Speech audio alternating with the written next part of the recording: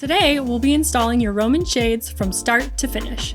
Before you begin, check your box to ensure your window treatment is as ordered and your install guide and hardware is included. Also confirm your shades fit properly by holding them up to the window frame and checking measurement accuracy.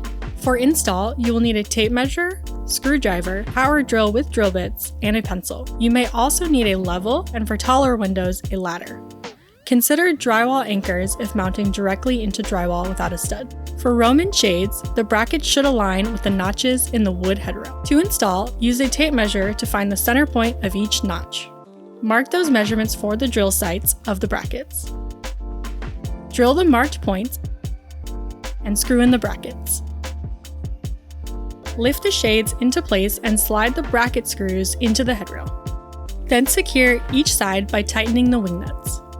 For Roman shades wider than 36 inches, we recommend a 2-person installation. Test your shades by raising and lowering slowly to ensure even movement. We also want to check for proper tension by stopping it mid-window.